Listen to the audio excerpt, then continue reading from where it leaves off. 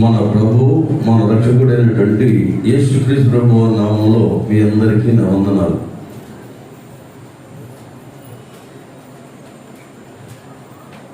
యేసు ప్రభు వారు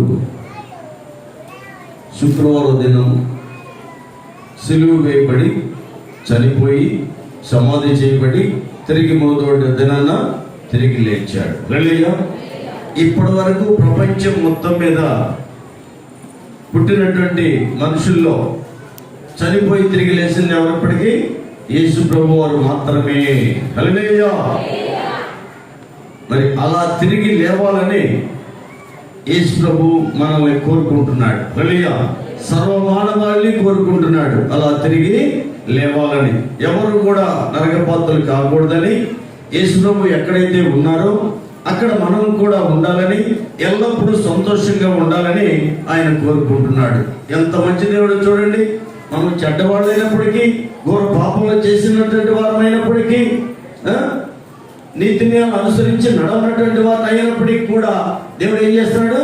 ఇకనైనా మీరు నా తట్టు తిరగండి, నేను మీ తట్టు తిరుగుతానంటున్నాడు. హల్లెలూయా. చూడండి ఎంతమంది మంచి దేవుడు చూడండి. అలాంటి మంచితనాన్ని మనము కూడా నేర్చుకున్నట్లయితే, అలా విధమైనటువంటి స్వభావం మనకు కలిగినట్లయితే, అలాంటి మనసు మనకు కలిగినట్లయితే, మనము కూడా చనిపోయిన తర్వాత తిరిగి లేపబడతాం. హల్లెలూయా. నన్ను స్తోత్రం చెప్పండి. లేవాలి ఆశ ఉందా? తేరగా వస్తుందా? ఓకే. అయితే ఈరోజు యేసు ప్రభు వారు చనిపోయి తిరిగి లేచినటువంటి పునరుద్ధాన దినం. హల్లెలూయా. ఈ పునరుద్ధాన దినాన యేసు ప్రభు నామాన్ని బట్టి మీ అందరికీ శుభాకాంక్షలు తెలియజేస్తా ఉన్నాను. ఓకేనా? ఓకే. అయితే ఇప్పుడు మనం ఎంతసేపు ఉన్నాం? ఇంకా ఎంతసేపు ఉన్నాం? ఎంతసేపు కూర్చుంటే చెప్పండి. లేచి కూర్చోంటారా? ఏమన్నా నిమిషం లేచి కూర్చుంటారా? లేవండి, ఒకసారి లేవండి. వచ్చిన పాడండి. కొంచెం అడ్జస్ట్మెంట్. అటు ఇటు కాడు కొంచెం అటు ఇటు అనుకోండి. మరి మీకు అందరికీ మేము కుర్చీలే లేకపోతే, అందరికీ కుర్చీలు పెద్ద మందిని కావాలి. ప్రార్థన చేయండి.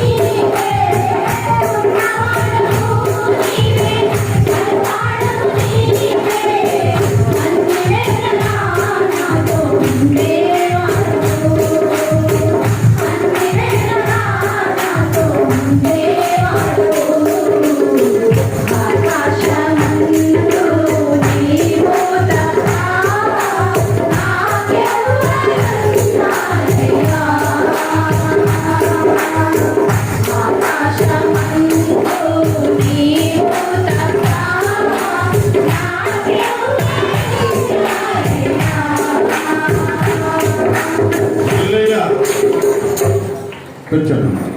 ప్రభు వారు మరి పునరుద్ధరణై తిరిగి లేచినటువంటి దినం. ప్రపంచం మొత్తం కూడా ఆయన యొక్క శిలువ మరణాన్ని గురించి, అలాగే తిరిగి మూడో దినాన లేచినటువంటి దాన్ని బట్టి ప్రపంచం అంతా కూడా, మొదట శిలువ వేయబట్టం అంటే ప్రపంచం అంతటికి కూడా రక్షణ కలగటానికి, ప్రపంచం అందరినీ కూడా, ప్రపంచంలో జనులందరినీ కూడా ప్రేమించి దేవుడు మరి తన ప్రియకుమారుని శిలువలో బలియాగముగా సమర్పించుకున్నాడు. తర్వాత తిరిగి తండ్రి చిత్తాన్ని నెరవేర్చాడు కనుక మూడవ దినాన తిరిగి సమాధిని ఓడించి తిరిగి లేపబడ్డాడు. హల్లెలూయా. అదే తిరిగి లేపబడతారనే విషయాన్ని మనం బైబిల్ గ్రంథాలు మనం చూసినట్లయితే మత్తయి సువార్త, మార్కు సువార్త, లూకా సువార్తల 3 అధ్యాయాల్లో కూడా చివరి అధ్యాయంలో రాయబడి ఉందన్నమాట. చూడండి, మార్కు సువార్తను ఒకసారి చూడండి. 16వ అధ్యాయంలో మార్కు సువార్త 16వ అధ్యాయం 1 నుంచి 10 వచనాల వరకు మనం గనక చూసినట్లయితే అక్కడ కనిపిస్తుంది. విశ్రాంతి దినము గడిచిపోగానే మగ్దలేని మరియయు, యాకోబు తల్లి మరియు, సలోమియు వచ్చి ఆయనకు పూయవలెనని సుగంధ ద్రవ్యములు కొనిరి. మరి యేసు ప్రభువు ఏం చెప్పాడు? నేను మూడో దినాన తిరిగి లేస్తానని చెప్పాడు. ఎక్కడ చెప్పాడు? మూడో దినాన మత్తయి సువార్త 16వ అధ్యాయం 21వ వచనంలో. మత్తయి సువార్త 16వ అధ్యాయం 21వ వచనం కాదు చూడండి. అప్పటి నుండి తాను యెరూషలేమునకు వెళ్ళి పెద్దల చేతను, ప్రధాన యాజకుల చేతను, శాస్త్రుల చేతను అనేక హింసలు పొంది చంపబడి మూడో దినం లేచుట అగత్యమని యేసు తన శిష్యులకు తెలియజేయ మొదలు పెట్టగా. హల్లెలూయా. ఏంటంట? ఏమని చెప్పాడు యేసయ్య? యెరూషలేముకు వెళ్తున్నాడు. యెరూషలేమునకు వెళ్ళి పెద్దల చేతను, ప్రధాన యాజకుల చేతను, శాస్త్రుల చేతను అనేక హింసలు పొంది చంపబడి మూడో దినమున లేచుట అగత్యమని యేసు తన శిష్యులకు తెలియజేయ మొదలు పెట్టగా. హల్లెలూయా. చూడండి, అనేకమైనటువంటి హింసలు పొంది చంపబడి మూడో దినాన తిరిగి లేపబడతానని చెప్పి, గ్యారంటీగా లేపబడతానని చెప్పేసి శిష్యులతోటి చెప్పాడు. హల్లెలూయా. మూడో దినం లేపబడతానని చెప్పాడు. వీళ్ళు కొంతమంది, ఈ శిష్యుల్లోనే కొంతమంది నమ్మారు, కొంతమంది నమ్మలేదు. జాగ్రత్త గమనించాలి. అది శిష్యుల్లో ఉన్నప్పుడు అనేక మందికి చెప్పాడు. శిష్యుల్లో గల్లీ ప్రాంతంలో ఉన్నప్పుడు 2-3 సార్లు కూడా చెప్పుకున్నాడు ఈ విషయాన్ని. అలాగే స్త్రీలకు కూడా ఒకసారి, స్త్రీలు కూడా ఉన్నప్పుడు కూడా చెప్పాడు. శిష్యులైనటువంటి 12 మంది శిష్యులు ఉన్నప్పుడు 2-3 సార్లు చెప్పాడు. కానీ స్త్రీలకి ఒక్కసారి స్త్రీలకు కూడా చెప్పాడు. అమ్మ వినాలి, నాకు వినాలి. శిష్యులు 12 మంది శిష్యులకి చెప్పాడు 2-3 సార్లు. ఒకసారి ఆడవాళ్ళు ఉన్నప్పుడు కూడా ఆయన వెంబడిస్తున్న స్త్రీలకు కూడా ఒకసారి చెప్పాడు. ఆ స్త్రీలు విన్నారు. మళ్ళీ చూడండి, ఇక్కడ శిష్యులు విన్నారు, ఒకసారి స్త్రీలు కూడా విన్నారు. ఏమని విన్నారు? యెరూషలేములో పెద్దల చేతను, శాస్త్రుల చేతను, అందరి చేత కూడా ఏమని చెప్పాడు? హింసలు పొంది చంపబడి మూడో దినం లేచుట అగత్యము, తప్పదు, గ్యారంటీగా మూడో దినాన లేస్తానని చెప్పాడు. ఎవరితోటి? శిష్యులతోటి, ఇంకా మరి కొంతమంది ఆయన వెంబడిస్తున్నటువంటి స్త్రీలతో కూడా చెప్పాడు. అయితే ఈయన సిలువ వేయబడ్డాడు, సమాధి చేయబడ్డాడు, మూడో దినమున లేస్తానని చెప్పాడు కదా. ఎంతమంది గుర్తు పెట్టుకున్నారు? ఇక్కడ మూడో దినాన లేపబడతాడని ఎంతమంది గుర్తు పెట్టుకున్నారని ఇక్కడ మనం ఇందాక చదివినట్లయితే 16వ వచనం, ఇక్కడ 16వ అధ్యాయం మార్కు సువార్త 16వ అధ్యాయంలో మనం చూసినట్లయితే ఏం చెప్పబడింది అక్కడ? విశ్రాంతి దినము గడిచిపోగా మగ్దలేని మరియు, యాకోబు తల్లి మరియు సలోమి వచ్చి ఆయనకు పూయవలెనని సుగంధ ద్రవ్యములు కొనిరి. హల్లెలూయా. ఎంతమంది శిష్యులు? 3.5 సంవత్సరం శిష్యుల్లో ఎవరు కూడా ఆయన్ని చెప్పింది గుర్తు పెట్టుకోలేదు. సరే, ఒకడైతేనేమో డబ్బులు కక్కుర్తి పడి ఆయన్ని పట్టించాడు. కానీ 11 మంది శిష్యులు ఒక్కరు కూడా అతను చెప్పినట్టు దాన్ని గుర్తు పెట్టుకోలేదు. నేను చంపబడి 3వ దినం లేస్తానన్న మాటని ఈ 11 మంది శిష్యులు కూడా గుర్తు పెట్టుకోలేదు. లేకపోతే వాళ్ళకి ఇంకా అపనమ్మకం ఉందేమో, కానీ వాళ్ళు సరిగ్గా పట్టించుకోలేదు. కానీ చెప్పినటువంటి స్త్రీలో 3 కనిపిస్తున్నారు. మరియా, మగ్దలేని మరియా, మరొక మరియా, ఇంకొక ఆమెను సలోమి. ఈ 3 కూడా 3వ దినాన్ని యేసు లేస్తానన్నాడు కాబట్టి ఏం చేయాలి? వాళ్ళ ఆలోచన ఏంటి? చెప్పినట్టు గుర్తుపెట్టుకున్నారు. 3వ దినాన్న నేను లేపబడతాను అని గుర్తుపెట్టుకున్నటువంటి మాటల్ని వాళ్ళు ఏం చేశారు? ఆయనకి సుగంధ ద్రవ్యాలు పోయాలని చెప్పేసి వాళ్ళు సుగంధ ద్రవ్యాలు తీసుకున్నారంట. అల్లయ్య, సుగంధ ద్రవ్యాలు కొన్నారు. కొని ఏం చేశారు చూసినట్టు వారు ఆదివారం పెందల కడ లేచి బయలుదేరి సూర్యోదయమైనప్పుడు సమాధి యొద్దకు వచ్చుచుండగా సమాధి ద్వారం నుండి మన కొరకు ఆ రాయి ఎవడు పొల్లించినట్టు గుర్తును చెప్పుకొనుచుండివి. అంటే అప్పట్లో సమాధులు అంటే మనలాగా మట్టిలో తీయటం కాదు. వాళ్ళు ఏం చేసేవాళ్ళు? పెద్ద కొండ ప్రాంతాల్లో బండ ఉండేది, ఆ బండను తొలిపించుకునేవాళ్ళు. కొంతమంది అప్పట్లో ఏం చేశారంటే చనిపోక ముందే నాకు పలానా చోట సమాధిని వాళ్ళు తవ్వించి పెట్టుకునేవాళ్ళు. ఇప్పుడు యేసయ్యను అట్లాగేది కదా, వేరే అతను తవ్వించుకున్నాడు, సమాధి తొలిపించుకున్నాడు. అతను తొలిపించుకున్న సమాధిని యేసయ్యను పెట్టాడు. అవునా? అదేవిధంగా ఇక్కడ ఆ సమాధి దగ్గర ఏం చేశారు? పైన పెద్ద బండ వేశారు. యేసయ్యను పెట్టిన తర్వాత ఏం చేశారు?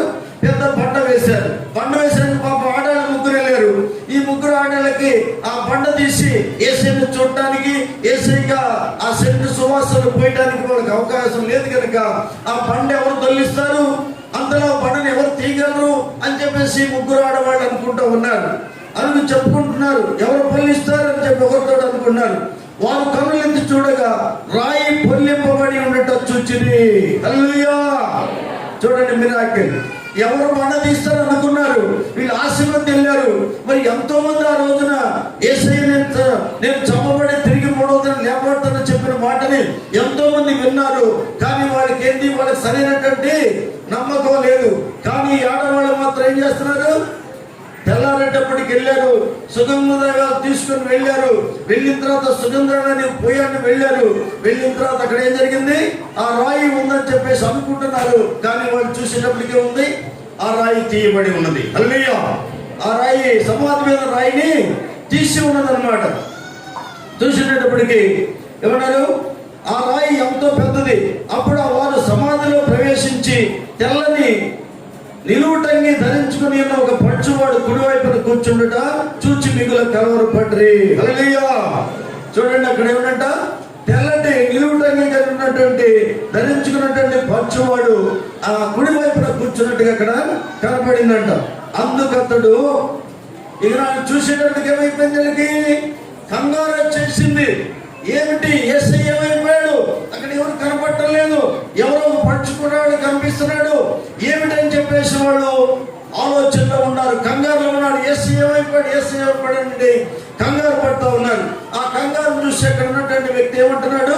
అందుకతడు కలవరపడకుడి, సిలువ వేయబడిన నజరేయుడగు యేసును మీరు వెతుకుచున్నారు, ఆయన లేచి ఉన్నాడు, ఇక్కడ లేడు. హల్లెలూయా! ఆయన ఇక్కడ లేడు. వారు ఆయన్ను ఉంచిన స్థలమును చూడండి, మీరు వెళ్ళి ఆయన మీకంటే ముందుగా గలిలయకు వెళ్ళుచున్నాడని ఆయన మీతో చెప్పినట్టు అక్కడ మీరు ఆయన్ను చూదురని ఆయన శిష్యులతోనూ పేతురుతోనూ చెప్పుడని. వారు బయటకు వచ్చి నిశ్చయమునందు వణుకుచు సమాధి యొద్ద నుండి పారిపోయింది. వారు భయపడినందున ఎవరితోనూ ఏమీయూ చెప్పలేదు. ఆదివారం తెల్లవారినప్పుడు యేసు లేచి తాను 7 దయ్యములను వెళ్ళగొట్టిన మగ్దలేని మరియకు మొదట కనపడెను. ఆయనతో ఉండిన వారు దుఃఖపడి ఏడ్చుండగా ఆమె వెళ్ళి ఆ సంగతి వారికి తెలియజేసును. కానీ ఆయన బ్రతికున్నాడని ఆమెకు కనపడని వారు విని నమ్మకపోయింది. హల్లెలూయా! ఎవరికి కనపడ్డాడు యేసయ్య ముందుగా? ఎలాంటి మనిషి? 7 దెయ్యాలు పట్టినట్టు అంటారు. 7 దెయ్యాలు ఉన్నాయి. 7 దెయ్యాలని వెళ్ళగొట్టాడు యేసయ్య ఆమెకి, ఆ మగ్దలేనే మరికి. అలాంటి అంటే మనకి ఎంతగా చూడండి, ఎవరికి అంటే 7 దెయ్యాలు వెళ్ళగొట్టబడినటువంటి ఆ మగ్దలేనే మరియ యేసు మీద ఎంతటి అపారమైన నమ్మకం కలిగింది చూడండి. ఎంతో మంది శిష్యులు ఉన్నారు, కానీ ఎవరు నమ్మకస్తులు కనిపెట్టున్నారు, ఎవరు యేసు మీద నమ్మకం కలిగి ఉన్నారు, ఆయన చూడని ఆతృత ఎవరికి కలిగి ఉన్నారనంటే మగ్దలేనే మరియ. హల్లెలూయా. చూడండి, ఎవరో మరి అంతకుముందు శిష్యులు ఎంతోమంది ఉన్నారు కదా, పేతురు అంటున్నాడు, పేతురు కూడా ఉన్నాడు కదా, కానీ ఎవరిని ముందు ఎన్నుకున్నాడు ఈయన? ఎవరికి కనపడ్డాడు? 7 దెయ్యములు వదలగొట్టబడినటువంటి మగ్దలేనే మరియని ఎన్నుకున్నాడు. ముందు ఆమెకి కనిపించాడు. హల్లెలూయా. అవునా? కనిపించిన తర్వాత ఆ అమ్మాయి ఏం చేసింది? మరి తెలియజేసింది, నేను యేసుని చూశానని తెలియజేసినప్పుడు వాళ్ళు ఏం చేశారు? చూసి విన్నటువంటి వాళ్ళు కూడా ఎవరు కూడా నమ్మలేదు. హల్లెలూయా. నమ్మలేదు ఇక్కడ. అయితే 3వ దినాన లేస్తానని యేసుప్రభువు చెప్పాడు, అలాగే లేచాడు. కానీ ఇక్కడ జనాలు మాత్రం నమ్మలేదు. ఆఖరికి సొంత శిష్యులు కూడా నమ్మలేదు. నమ్మారా? అనుమానిస్తూనే ఉన్నారు.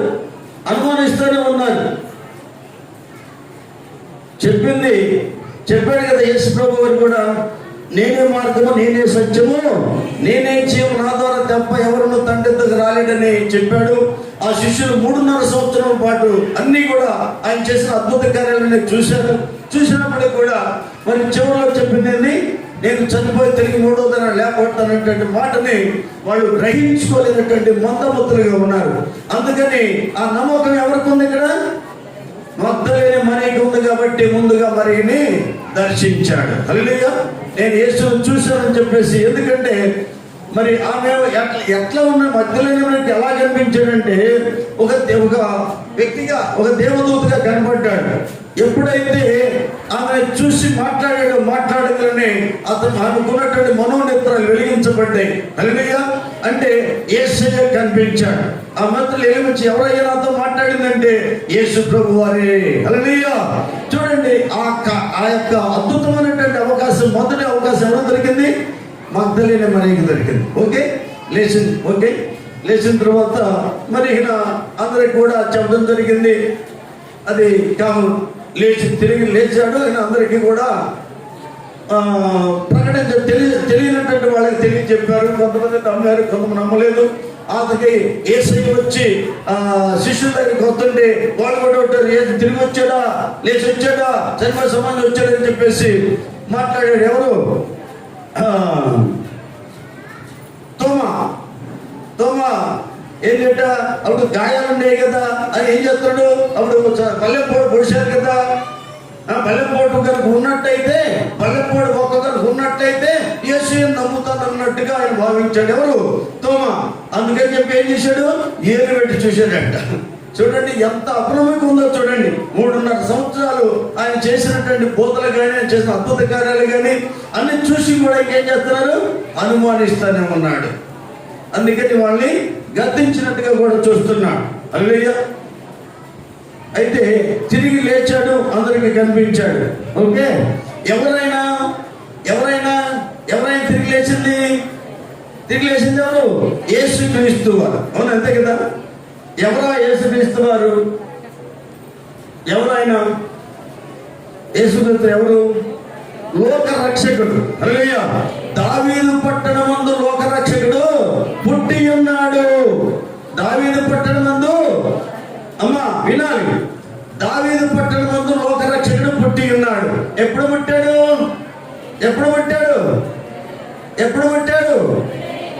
2021 సంవత్సరాల నాడు పుట్టాడు. హల్లెలూయా. ఆయన పుట్టిన దగ్గర నుంచి మనం సంవత్సరాలు లెక్కేస్తున్నాం. ఆయన పుట్టిన దగ్గర నుంచి చరిత్ర 2 భాగాలు చేయబడింది. క్రీస్తు శకము, క్రీస్తు పూర్వము. హల్లెలూయా. చేయబడింది. అవునా? లోక రక్షకుడు అంటే లోకం జనాన్ని రక్షించడానికి వచ్చిన లోక రక్షకుడు ఆయనే ప్రభు అయినటువంటి క్రీస్తు. హల్లెలూయా. మన లోక రక్షకుడే ప్రభు అయినటువంటి క్రీస్తు. ఆయన చనిపోయి తిరిగి లేపబడ్డాడు. హల్లెలూయా. ఈ సత్యము మరి అందరికీ కూడా తెలుసు. కానీ చనిపోయిన తర్వాత లేస్తామా అనేటువంటి సందిగ్ధలో కూడా ఈ రోజున అనేక మంది ఉంటా ఉన్నారు. ఎందుకంటే స్వయాన ఆయన పక్క నుండి చూసినటువంటి శిష్యులే అనుమానిస్తూ ఉన్నారు, అవునా? కానీ మొదటగా ఎవరికి కనపడ్డాడు? మగ్దలేని మరి కనపడ్డాడు. ఆ తర్వాత అందరికి పోయి ఆయన చెప్పడం జరిగింది, అనుమానించారు. ఆ తర్వాత శిష్యులకు కూడా మరి కనిపించి అందరితో కూడా 40 దినాలు చనిపోయి తిరిగి లేచి 40 దినాలు అందరికి కూడా శిష్యులందరితోగా మాట్లాడేది మనం చూస్తూ ఉన్నాం. ఓకేనా? అయితే మరి ఆయన తిరిగి లేచాడు, మనం కూడా తిరిగి లేస్తామా అనేది మనం ఆలోచించినట్లయితే బైబిల్ గ్రంథంలో లేచినటువంటి వ్యక్తిని చూస్తాం. ఆ వ్యక్తి ఎవరో మనం చూద్దాం. అమ్మ వినాలి, మనము కూడా మనుషులకి ఎన్ని మరణాలు ఉంటాయి? మనకి ఎన్ని మరణాలు ఉంటాయి? 2 మరణాలు ఉంటాయి. శారీరక మరణం, ఆత్మ మరణం. ఆ భూమి మీద ఉన్నటువంటి ప్రతి ఒక్కరికి కూడా ఎన్ని వందల కోట్ల వేల కోట్ల జనాభా ఇప్పుడు పుట్టిపోయినప్పటికీ కూడా అందరికీ ఒక మరణం ఉంది. ఏ మరణం అది? శారీరకమైనటువంటి మరణం. రెండోది ఆత్మ మరణం. ఆత్మ మరణం ఎవరికి ఉంటుంది? ఆత్మ మరణం ఎవరికి ఉండదు. ఆత్మ మరణం అనేది ఎవరికి ఉండదు? యేసు ప్రభు నా రక్షకుడని ఎవరైతే ఒప్పుకుంటున్నారో వాళ్ళకి ఆత్మీయ మరణం అనేది ఉండదు. హల్లెలూయా. యేసును నా రక్షకుడిని అంగీకరించినటువంటి వారికి 2వ మరణం ఉంటుంది. ఆ 2వ మరణం లేకుండా ఉండటానికి మనం ఈ భూమి మీద ఉండగా మనం ఆలోచన చేయాలి, అది తెలుసుకోవాలి. అయితే ఆ తెలుసుకున్నటువంటి వాళ్ళు ఏం చేస్తారు? ఆత్మీయ మరణం అనేది తెలుసుకున్నటువంటి వాళ్ళు, ఆత్మీయ మరణం గురించి ఆసక్తి లేనటువంటి వాళ్ళు ఏం చేస్తారంటే ఈ లోకంలో జీవించి ఉండగా సంపాదించుకో, కూడబెట్టుకో, సుఖభోగాలు అనుభవించు. మొన్న మా యువ దగ్గరకు కాదు, మొన్న మా మరదా దగ్గరికి పోతే ఆ మధ్యన 2-3 సార్లు చెప్తే మా తమ్ముడు అంట ముందు మానుకోరా బాబు, ముందు మానుకోవచ్చు కదా అంటే, నాకు ఇంకా 60 ఏళ్ళు వచ్చినాయి కదా, ఎందుకు మానుకోవాలా? ఉండలలో తాగాలా, ఎంజాయ్ చేయాలంట. సొంత తమ్ముడే ఇక్కడ నేను చెప్తుంది. ఎంజాయ్ చేయాలంట. ఏమైంది? వాళ్ళకి ఏం తెలియదు? 2వ మరణం గురించి తెలియదు. హల్లెలూయా. 2వ మరణం తెలియకుండా ఏం చేస్తారు? సంపాదించుకో, కూడబెట్టుకో, బిల్డింగ్లు కట్టుకో, 100 ఎకరాలు కొనుక్కో, కోట్ల వ్యాపారాలు చెయ్యి అని ఏం చేస్తారు? ఒకరినొకరు ప్రేరేపిస్తుంటారు. ఏది? ఈ 2వ మరణం గురించి తెలియనటువంటి వాళ్ళు. అమ్మా వినాలి, మీలో చాలా మంది 2వ మరణం గురించి తెలియనటువంటి మందమంతులు ఉన్నారు, అందులో సందేహమే లేదు. ఆ మందమంతుల గురించి ఇక్కడ చెప్తాను. లూకాసు వార్త 16వ అధ్యాయం.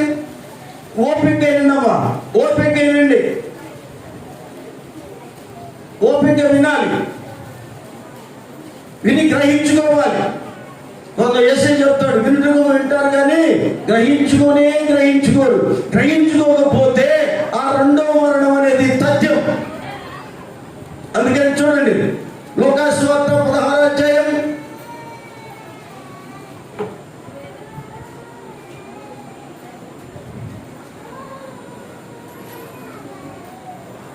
19వ వచనం.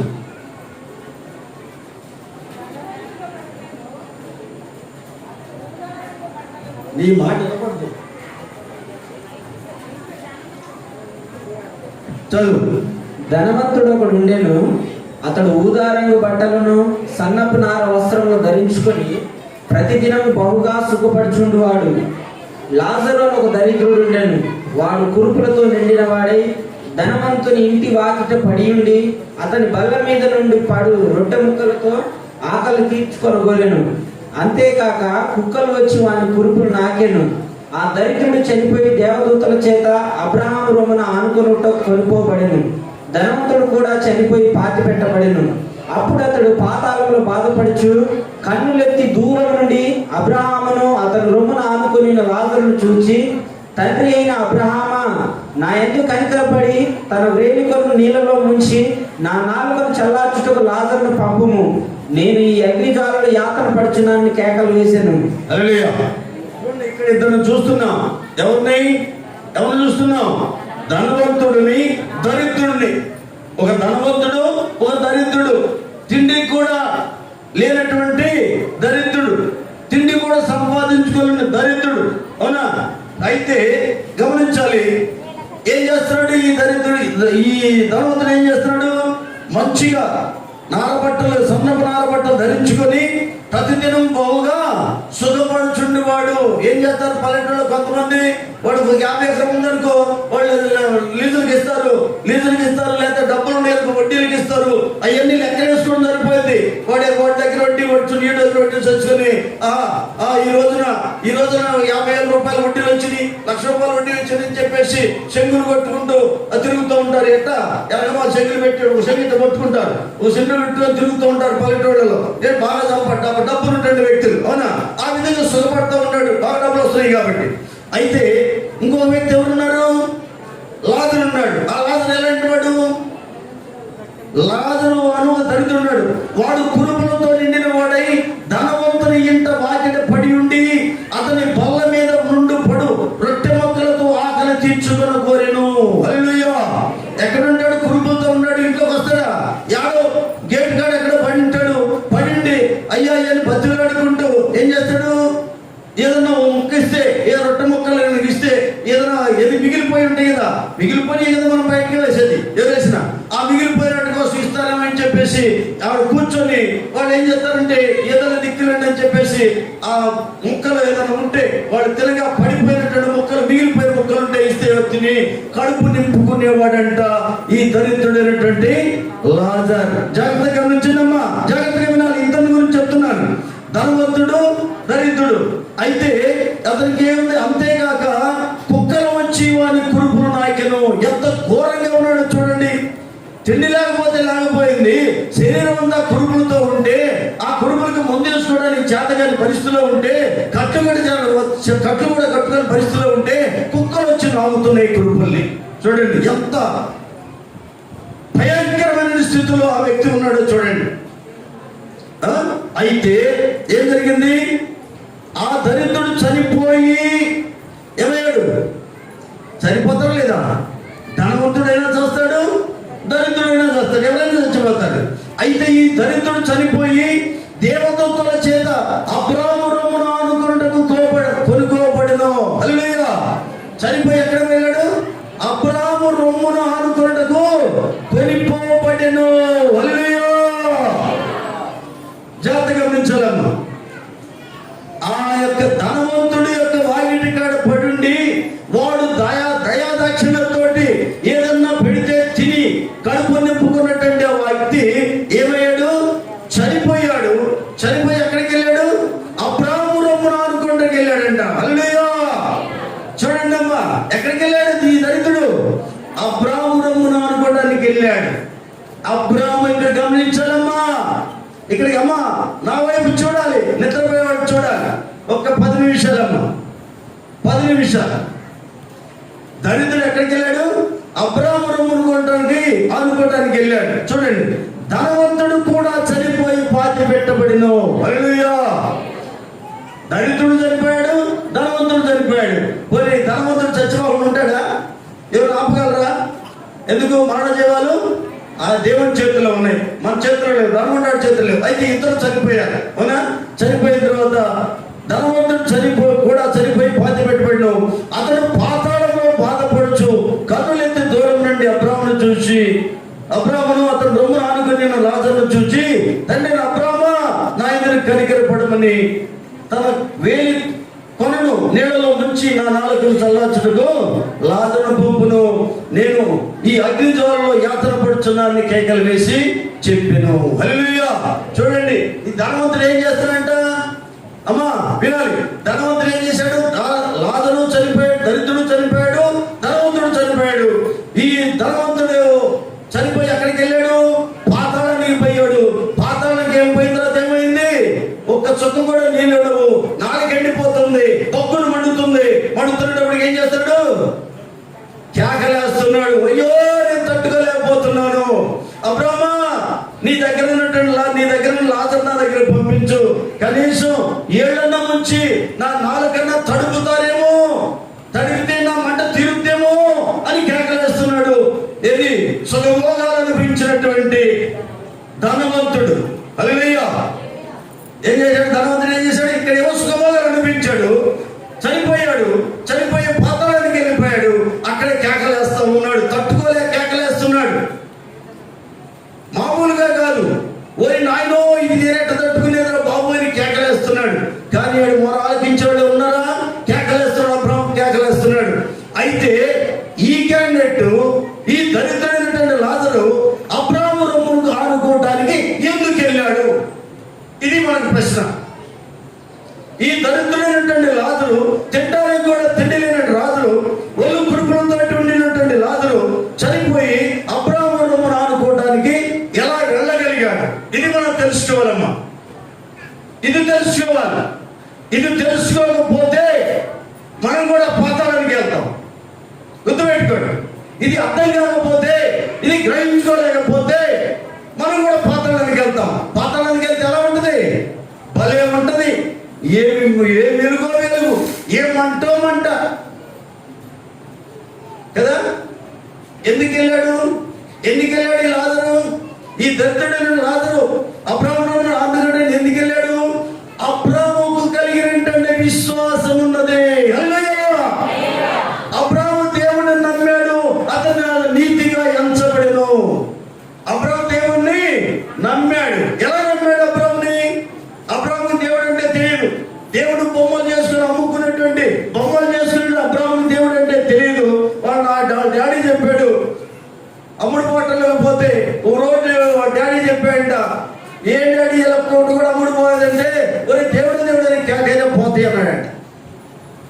ఆ విధంగా వాళ్ళ నాన్నమాటిని పోయి దేవుళ్ళు ఎత్తిన తట్ట పెట్టుకుని దేవుళ్ళు అంటే బజారు ఆ చివరకు పోకముందే దేవుళ్ళని అమ్మేశారంట.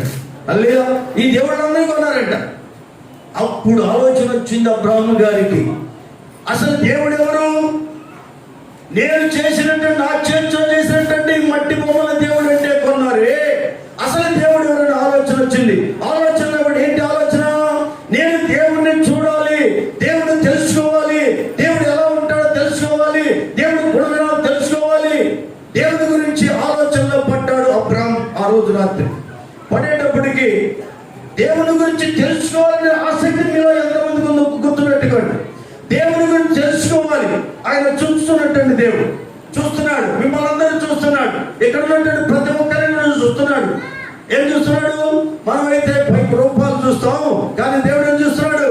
నీ హృదయపు అంతరంగాన్ని చూస్తూ ఉన్నాడు. హల్లెలూయా. అబ్రాహాము ఏం చేశాడు? ఆలోచనలో పడేటప్పటికి అబ్రాహాముని దేవుడు ఆలోచన మాట్లాడాడు.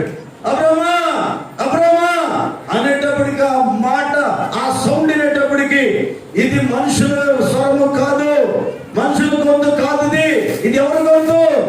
దేవుని గొంతు అనుకున్నాడు. అబ్రాహామా, నేను చెప్పే చోటికి వెళ్ళు, నేను చూపించే దేశానికి వెళ్ళు, నీ దేశాన్ని వదులు, నీ బంధువులు విడిచిపెట్టు, నీ తండ్రి ఇంటిని విడిచిపెట్టు, నీ చూపించే దేశానికి వెళ్ళాలంటే వెళ్ళు, నిన్ను గొప్ప జనంగా చేస్తాను, నిన్ను ఆశీర్వదిస్తాను, నీ నామాన్ని గొప్ప చేసి అనేకులకి ఆశీర్వాదకరంగా చేస్తానన్నాడు. హల్లెలూయా.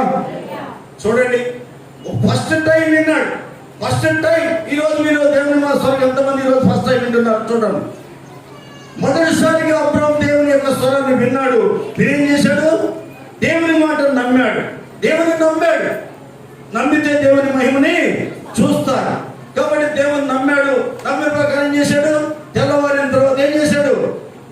ఆయనకు ఉన్నటువంటి కొద్ది గొర్రెలు, అప్పుడు 75 సంవత్సరాల వయస్సు, వారిని తర్వాత 10 వాళ్ళని తీసుకొని, తమ్ముడు చనిపోతే తమ్ముడు కొడుకుని తీసుకొని బయలుదేరి వెళ్ళిపోయాడు. ఎక్కడికి వెళ్ళాలని అడగలేదు, కానీ బయలుదేరు, నీ దేశాన్ని వదిలిపెట్టు, నీ బంధువులు వదిలిపెట్టు, నీ ఇంటి వారిని వదిలిపెట్టి వెళ్ళమని దేవుడు చెప్పినట్టుగా చేశాడు.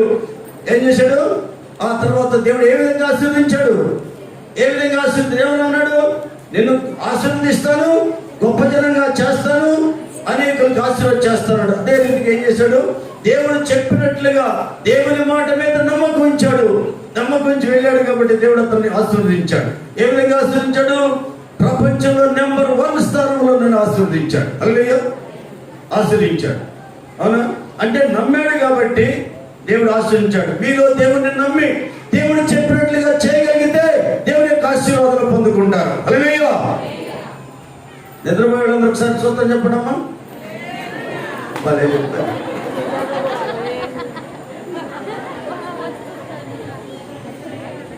అంటే మైండ్ ఎక్కడో ఉండదు. మనుషులు ఎక్కడే ఉన్నారు, మనసు ఎక్కడ ఉంది. అయితే దేవుడు ఏం చేశాడు? అబ్రాహాము దేవుడిని నమ్మాడు. నమ్మటం వల్ల దేవుని యొక్క ఆశీర్వాదం పొందుకున్నాడు. దేవుడిని నమ్మటం వల్ల ఏమైంది?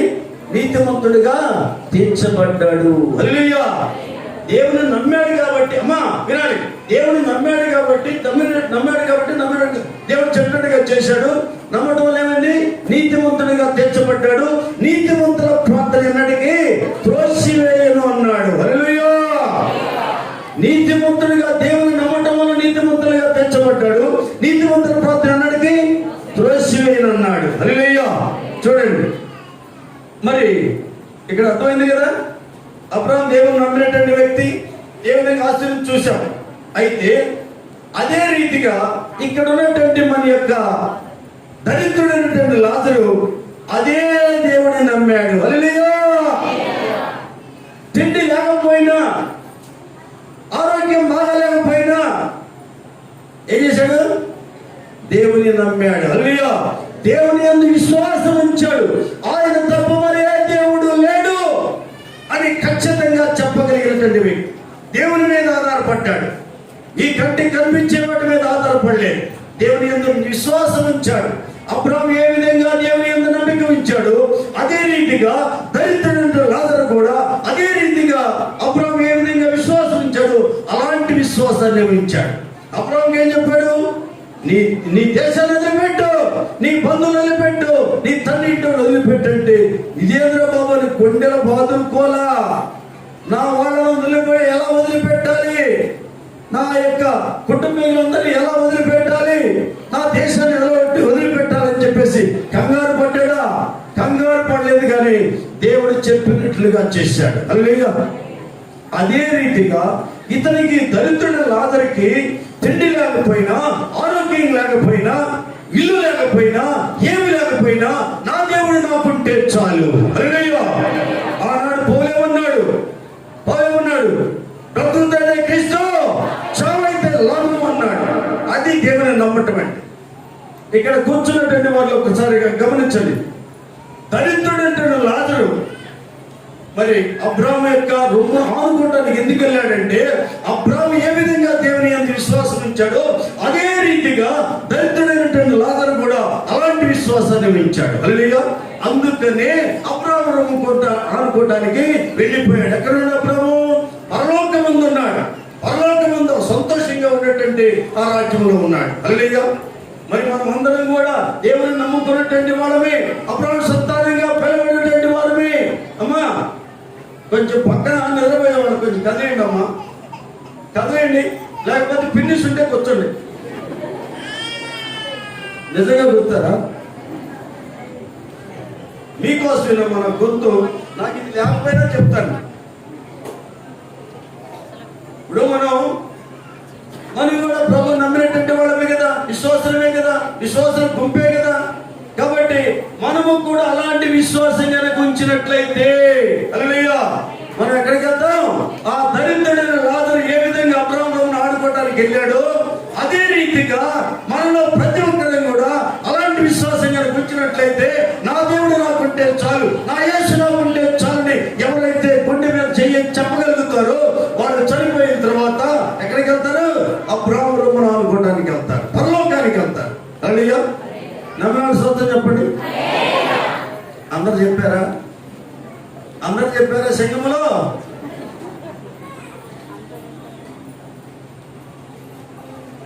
అలాంటి విశ్వాసం కనుక ఉన్నట్టయితే మనం చనిపోయిన తర్వాత ఈ మట్టి శరీరం మట్టి పోతుంది, మన ఆత్మ ఎక్కడికి వెళ్తుంది? పరలోకానికి వెళ్తుంది. హల్లెలూయా. పరలోకానికి అనేది కనుక అర్థమే తెలియకుండా ఉంటే, నమ్మకార్థంగా వస్తున్నట్టయితే ఏమవుతారు? ఆ ధనవంతుడు ఎక్కడ పోయాడు? ధనవంతుడు పాతాళానికి వెళ్ళాడు, అక్కడ ఏడుస్తున్నాడు.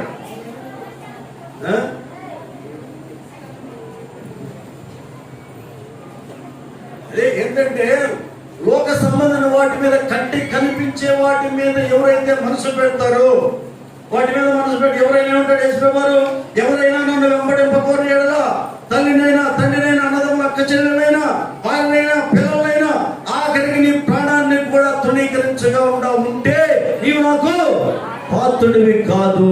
హల్లెలూయా. చూడండి, దరిద్రుడు లాజరు దేన్నైనా లెక్క చేశాడా? అయ్యో నాకు అది లేదని ఏడ్చాడా?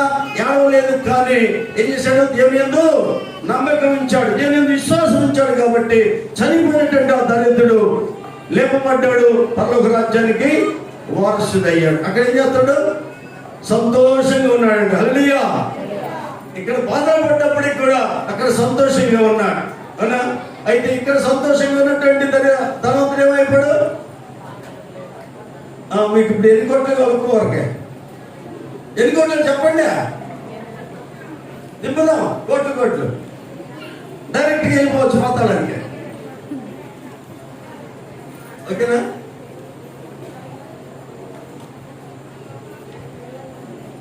అందుకనే కదా యేసుప్రభువు ఏం చెప్పాడు? ఈ లోకంలో ధనాన్ని కూర్చుకోవద్దు, పరలోకంలో ధనాన్ని కూర్చుకోమన్నాడు. హల్లెలూయా. పరలోక ధనాన్ని కూర్చుకోవాలి. ఓకేనా? అయితే ఏమైనా మేము వదిలిపెట్టేది లేదు. ఇంకా 2 ఉన్నాయి. రెండు చెప్తున్నా. వింటారా? వినేవాళ్ళు చేతి చేస్తండి, విన్నాడు మరి కింద పెట్టుకోండి. ఓకే, సంతోషం. మీరందరూ పరలోక రాజ్యానికి వారసులు అవుతారు. అయితే మన ఏ సంఘమో తెలుసా? చెప్పండి చూద్దాం. మన ఏ సంఘం? ఇందాక కూడా వచ్చింది ఆలోచన. ఏ సంఘం? చెప్పకుండా చూద్దామండి. చెప్పరే కదా. లేదు మీ దగ్గర అసలు లేవు. మాస్టర్ సంఘం. మాస్టర్ సంఘమేనా? అంటే ఏమంటే వాడు మాస్టర్ సంఘం కడుపేదలైనటువంటి వారు. హల్లెలూయా.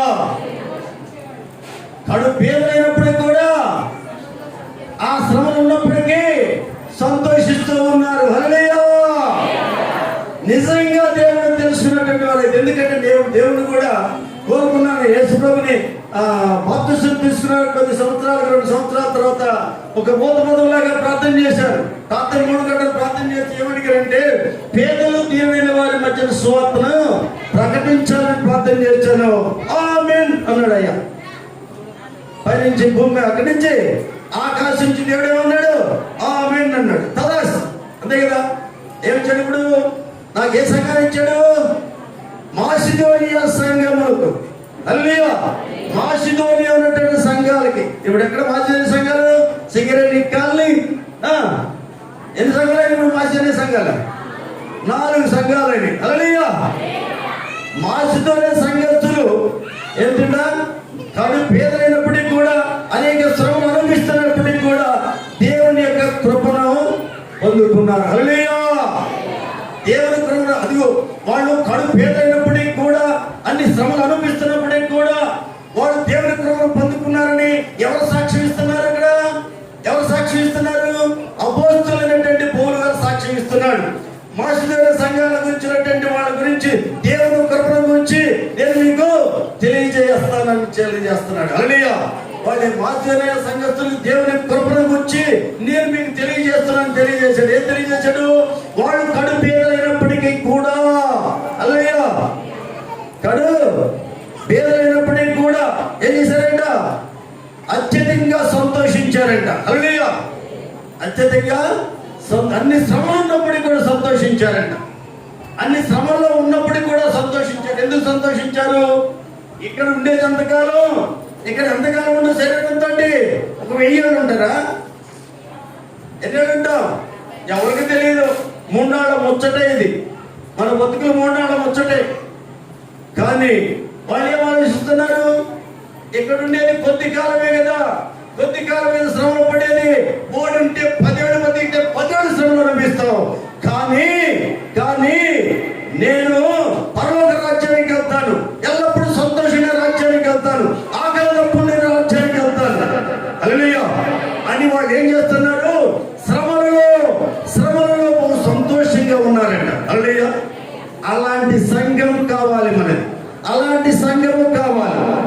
నాకు ఇచ్చిన ప్రేరణ పేదల మధ్య సువార్త ప్రకటించాలి. అందుకనే ఏమన్నాడు యేసు ప్రభు ఇంకో చోట, పేదలైన మీరు ధన్యులు, ధనవంతులైన మీరు ధన్యులని ఎక్కడైనా రాయబడి ఉందా బైబిల్లో? ఎక్కడైనా చెప్పాడా యేసయ్య? పేదలైన మీరు ధన్యులు అన్నారు. దేవుని కోసం పేదలుగా మారినటువంటి వారు ధన్యులు. హల్లెలూయా. నన్ను చూద్దాం చెప్పండి. కొంతమంది చెప్పదలుచుకోవాలి, నేనెందుకు పేదలు కావాలయ్యా అని గాంటిస్తూ ఉన్నారు. దేవుని కోసం పేదలుగా మారినటువంటి వాళ్ళు ధన్యులు, అదృష్టవంతులు, పరలోక రాజ్యంలో ఉంటారు. దేవుని కోసం అంటే దేవుని యొక్క రాజ్య వ్యాప్తి కోసం ప్రయాసపడేటువంటి వారు ధన్యులు. దేవుని చిత్తాన్ని నెరవేర్చే వాళ్ళు ధన్యులు. అదే కదా.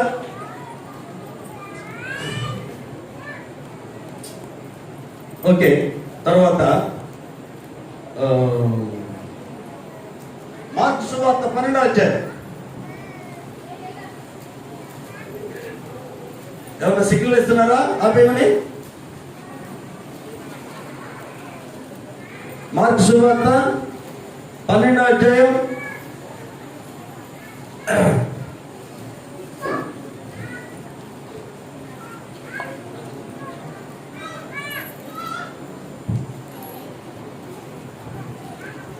మార్కు సువార్త 12వ అధ్యాయం 41 నుంచి 44 వరకు.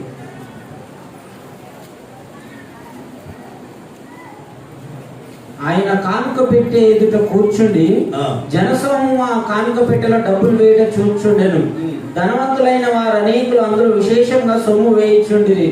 ఒక బీద విధవరాలు వచ్చి 2 కాసులు వేయగా ఆయన తన శిష్యులను పిలిచి, కానుకల పెట్టెలో డబ్బులు వేసిన వారందరికంటే ఈ బీద విధవరాలు ఎక్కువ వేసినని మీతో నిశ్చయంగా చెప్పుచున్నాను. వారందరూ తమకు కలిగిన సమృద్ధిలో నుండి వేసిరి, గాని ఈమె తన లేమిలో తన కలిగినదంతయు అనగా తన జీవనమంతయు వేసినని చెప్పాను. హల్లెలూయా.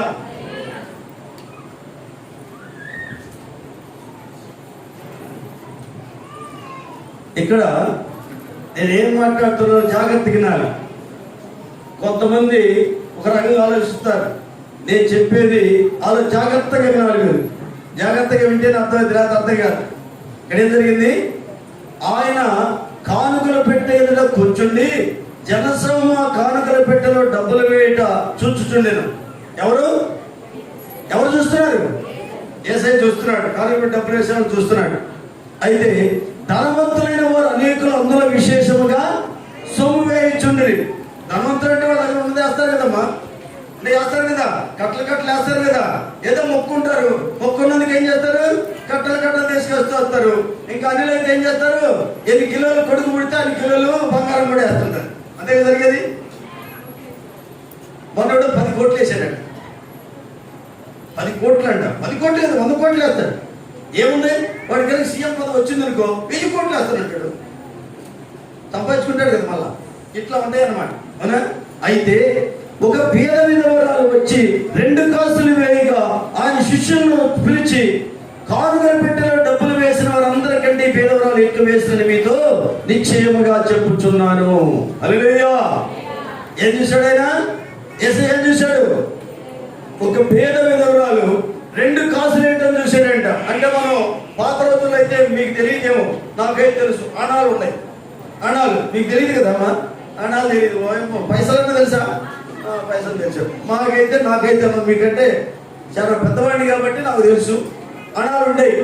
అణాలు, తమ్మిడీలు ఇవి ఉండేవి. బేడలు డబ్బులు, బేడలు అనేది, అణాలు అనేది, తమ్మిడీలు అనేది అవి ఉండేవి. అంటే అంత చీప్ అనమాట. 2 అణాలు ఉంటే 2 అణాలు ఆ పేదవరాలు కానుకల పెట్టెలో వేసింది. అమ్మా వినాలి, తిరగకూడదు. వేసింది. వేసేటప్పటికి యేసయ్య చూశాడు. యేసయ్య చూడాల్సిన అవసరం లేదు, ఆయన కళ్ళు మూసుకున్నా కనపడతాయి కదా అన్ని. ఆయనకి ఏది మరుగైనది కదా. కానీ ఏం చేశాడు? పెట్టెకాడ కూర్చున్నాడు, చూస్తున్నాడు. అందరూ పెద్ద డబ్బులు ఉన్నాడు, అంతా కూడా కట్లు వేస్తున్నారు. కానీ ఈమెం వేసింది? 2 కాసులు వేసింది. హల్లెలూయా. అప్పుడు యేసయ్య శిష్యులను పిలిచి అంటున్నాడు, వేసినక్కడ ఉన్నటువంటి వాళ్ళందరిలో కేడు కదా, ఇదిగో ఈ పేదరాలు ఎక్కువ వేసింది అన్నాడంట. హల్లెలూయా. ఎందుకు వేసిందన్నాడు, ఎక్కువ వేసిందన్నాడు? వేసిందేమో 2 కాసులు. అందరికంటే ఎంతో మంది ఉంటారు, 100 మంది ఉంటారు కదా అక్కడ. 100లోకి ఏంటంట ఈమె ఎక్కువ వేసిందన్నాడట. ఎందుకు వేసిందన్నాడు అది కూడా చెప్తున్నాడు. వారందరూ తమ కలిగిన సముద్రం నుండి వేశారు, కానీ ఈమె తన లేమిలో తనకు కలిగిందంతయు అనగా జీవనంత వేసినని చెప్పెను. హల్లెలూయా. ఎవరు?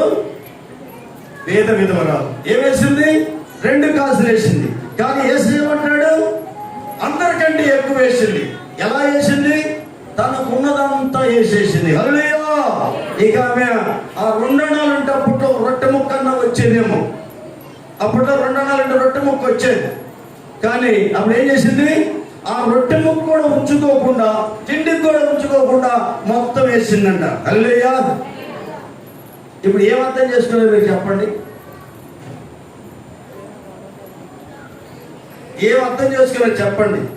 ఈ పాస్టర్ గారు ఏదో మన దగ్గర ఏదో చేస్తున్నాడు, మన కుందంతా కానుకలు పెట్టలే ఏమని ఏదో చేస్తున్నాడు.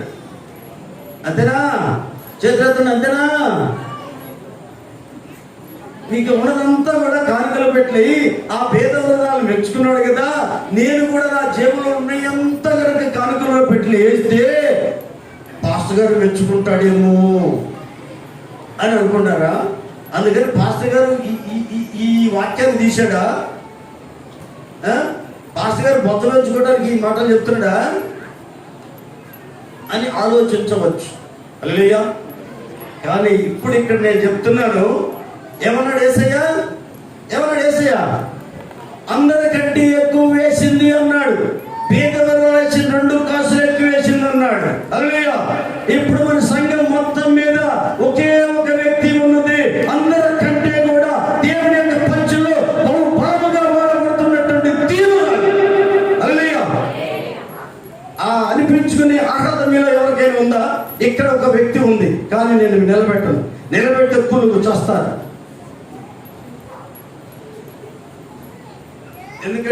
ఎందుకు నేను చెప్తున్నాను? యేసయ్య మెచ్చుకున్నాడు. కానీ మళ్ళా ఇంకోసారి అన్నాడు, జనులు మిమ్మల్ని కొనియాడినప్పుడు మీకు శ్రమ ఉన్నది. అదే కదా. కాబట్టి నేను మనిషిని నేను కొనియాడటం లేదు. దేవుని కోసం ఏం చేస్తుంది? పేదరాలే అయినా దేవుని యొక్క రాజ్య వ్యాప్తి కోసం నశించిపోతున్న ఆత్మల పట్ల భారం కలిగి ఉన్నారు. మీ మధ్యలోనే ఉన్నారు. అలాంటి వ్యక్తి ఒక్కరే ఉన్నారు. ఇక్కడ ఒకే ఒక్కరు ఉన్నారు. వాయిద్యాలు వాయించేవాళ్ళు ఉన్నారు, పాటలు పాడేవాళ్ళు ఉన్నారు. ఆదివారం వస్తే పాటలు పాడటం, ఆదివారం వచ్చే వాయిద్యాలు వాయించడం, ఆదివారం వస్తే శుభ్రం చేసుకోవటం ఇవి ఉన్నారు. కానీ సంఘం మొత్తంలోకి ఒకే ఒక వ్యక్తి కనిపిస్తూ ఉంది. ఆత్మల సంపాదన కోసం నశించబోని ఆత్మల పట్ల భారం కలిగి జీవిస్తూ ఉంది. హల్లెలూయా. ఎవరు మెచ్చుకున్నారు? ఇప్పుడు యేసయ్య మెచ్చుకున్నాడు. దేవుని చిత్తాన్ని నెరవేర్చున్నారు.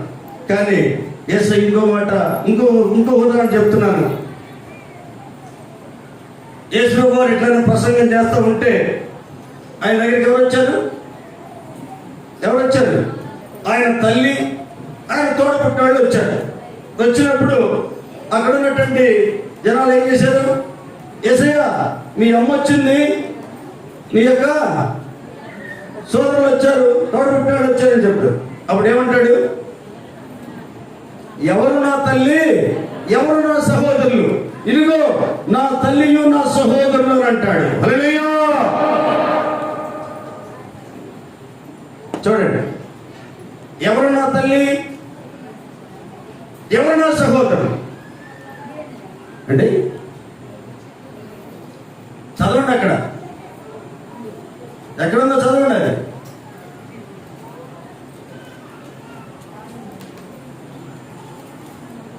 త్వరగా చదవాలి. మత్తయి సువార్త 16వ అధ్యాయం 12వ అధ్యాయం. గత వారం చెప్పాను అనుకుంటా వాక్యం.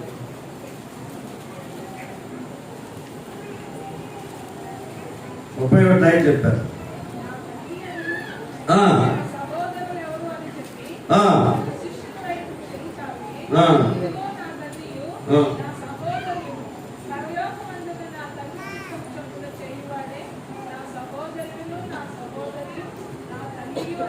హల్లెలూయా. చూడండి, ఎవరు నా తల్లి, ఎవరు నా సహోదరులను అని చెప్పి తన శిష్యుల వైపు చెయ్యి చాపి, ఇదిగో నా తల్లియు నా సహోదరులను అన్నాడు. ఎవరు? ఆయన వెంబడిస్తున్నటువంటి వారిని. ఎవరన్నాడు? ఆయన వెంబడిస్తున్నటువంటి పురుషులు ఉన్నారు, స్త్రీలు ఉన్నారు. ఆ శిష్యులు అన్నమాట. ఆయన వెంబడిస్తున్నటువంటి వారు గురువులు తిరుగుతున్నారు కదా, కుటుంబాలు వదిలేశారు, ఆయన వెంబడిస్తూ ఉన్నారు. వెంబడిస్తున్నటువంటి శిష్యుల వైపు చూసి అన్నాడు, ఇదిగో నా తల్లియు నా సహోదరులు అన్నారు. ఎవరన్నాడు? శిష్యులు అన్నాడు. ఇప్పుడు మనం శిష్యులమేనా కాదని మనం పరీక్ష చేసుకోవాలి. ఇంకోటి ఏమన్నాడు ఇక్కడ? పరలోకమందు నా తండ్రి చిత్తము చొప్పున చేయువాడే నా సహోదరుడును నా తల్లియు. హల్లెలూయా. ఎవరు యేసయ్య సహోదరులు? తండ్రి చిత్తాన్ని చేసేవాళ్ళే, తండ్రి చిత్తాన్ని నెరవేర్చేవాళ్ళే. హల్లెలూయా. తండ్రి చిత్తాన్ని నెరవేరుస్తున్నటువంటి వ్యక్తి ఎవరో చెప్పానే, ఇందాక చెప్పానే, తండ్రి చిత్తాన్ని నెరవేర్చుతున్నటువంటి ఆ బిడ్డే యేసయ్యకి తల్లి, యేసయ్యకి తోడబుట్టినది అన్నాడు. స్తోత్రం చెప్పండి. మన మధ్యలోనే ఉంది ఆ తల్లి, మన మధ్యలోనే ఉంది యేసయ్య తోడబుట్టినటువంటి వ్యక్తి. ఏం చేస్తుంది? ఆత్మను రక్షిస్తా ఉంది. హల్లెలూయా. ఆత్మ భారం కలిగి ఉంది. తండ్రి చిత్తాన్ని, నా తండ్రి చిత్తాన్ని నెరవేర్చేవారే నా తల్లియు నా సహోదరులు. ఆయన తల్లి సహోదరులుగా ఉంటేనే మనం ఆయనకి వారసులు అవుతాం. ఏది? మనం తోడబుట్టినటువంటి వారికి. ఎవరు మనం తోడబుట్టినటువంటి? ఆయన యేసయ్య. హల్లెలూయా. ఆయనకి తోడబుట్టిన వాడుగా ఉండాలి అంటే ఉంటేనే మనం పరలోక రాజ్యానికి వెళ్తాం, మన తండ్రి దగ్గరికి వెళ్తాం. మన తండ్రి దగ్గరికి మనం వెళ్ళాలంటే మన తండ్రి చిత్తాన్ని మనము నెరవేర్చాలి. యేసయ్యకి తోడబుట్టిన వాళ్ళగా కాగలుగుతాం. హల్లెలూయా. అర్థం కావాలి. అమ్మ అర్థమవుతుంది? ఏమన్నా టైం అయింది వదిలిపెట్టు అని కేకలేస్తున్నారా? సంఘం మొత్తం మీద ఒక్కరే కనిపిస్తున్నారని చెప్పాను, అందుకనే చెప్పాను. ఇక్కడ ఈ వచనం కూడా చెప్పాల్సి వచ్చింది. దేవునికి సహోదరిగా ఆత్మల సంపాదన కోసం ఎవరైతే ప్రయాసపడతారో వారే నా తల్లి, వారే నా సహోదరులు అని చెప్పేసి యేసయ్య చెప్తున్నాడు. అలాంటి వ్యక్తి మన సంఘంలో ఇప్పటికి ఒక్కరే కనిపించారు. మీ మన మధ్యలోనే ఉన్నారు. హల్లెలూయా. అర్థమవుతుందా? మొఖాలేదో షేపులు మారినట్టు పెట్టారు చాలా మంది. షేపులు మారిపోయి ఒక్కరే అన్నారు, నేను కాదు కదా, నేను కాదు కదా, నేను కాదు కదా అని. అవకాశం నీకు ఇచ్చాడు. అందుకని ఇంకో చోట చెప్తున్నాను. దేవుడు ఏం చేశాడు? ఒక యజమాని ఏం చేశాడు? ఎక్కడికి వెళ్తున్నాడు? పరాయి దేశం వెళ్తున్నాడు. ఆయన దగ్గర డబ్బులు ఉన్నాయి. డబ్బులుంటే ఏం చేశాడు? ఒకరికి 5 లక్షలు, ఒకరికి 2 లక్షలు, 1 లక్ష అట్లా ఇచ్చి వెళ్ళిపోయాడు.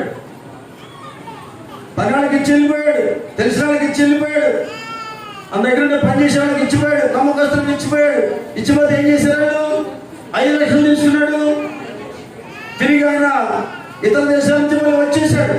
వచ్చేసి పిలిపించాడు.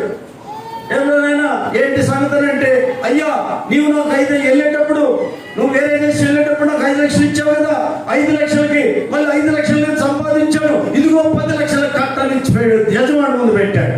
పెట్టినప్పుడు ఏమన్నాడు? బడా నమ్మకమైన మంచి దాసుడా, కొంచెంలోనే నమ్ముకున్నావు కాబట్టి ఇంకా అనేకమైన వాటి మీద నీకు అధికారం ఇస్తున్నాను అన్నాడు. హల్లెలూయా. అంతేకాదు ఇంకేమన్నాడు? యజమాని సంతోషంలో పాలు పొందులు పంచుగా ఉన్నాడు. హల్లెలూయా. తర్వాత 2 లక్షలు ఇచ్చినాడు, పిలిపించాడు.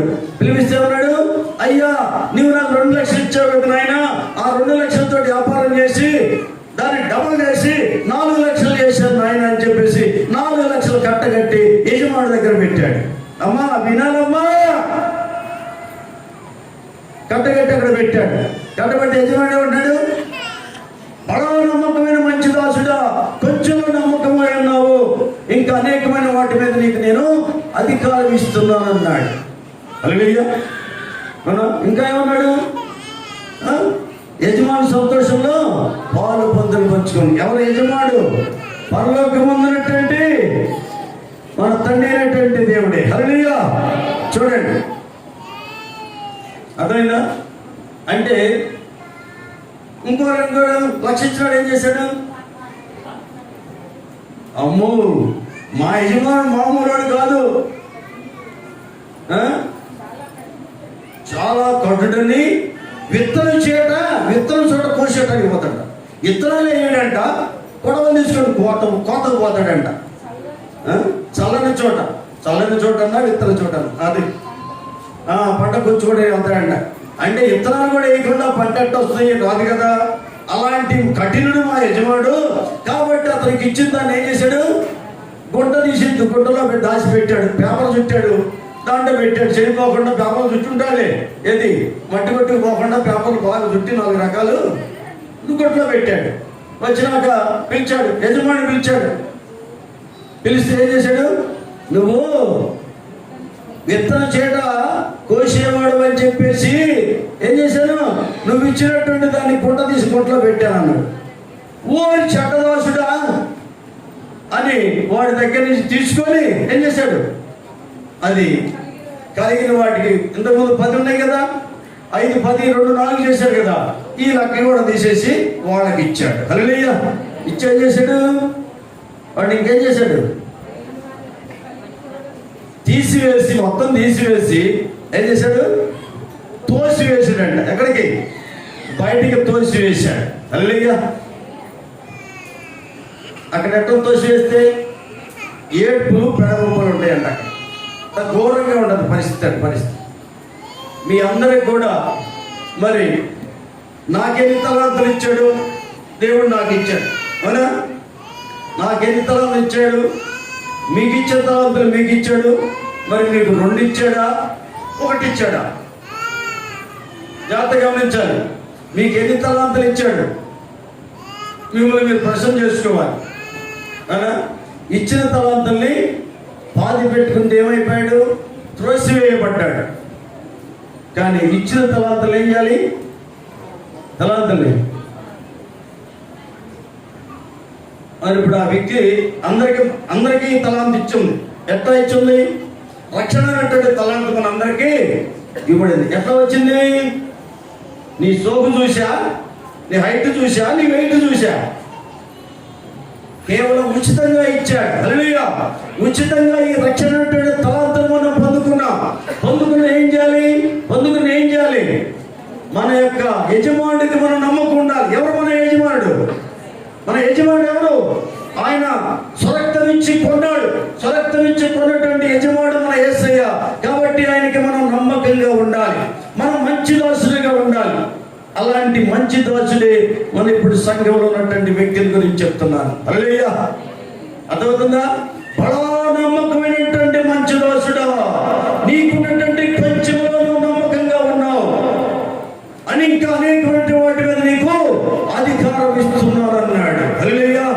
అలాంటి నమ్మకమైనటువంటి దాసులు మీలో ఎంతమంది ఉన్నారు? ఒక్కసారి మిమ్మల్ని పరిశీలన చేసుకోండి. అలాంటి వ్యక్తి ఇప్పటికి కనిపిస్తున్నటువంటి వ్యక్తి, ఇందాక చెప్పినటువంటి వ్యక్తి. హల్లెలూయా. మొఖాలు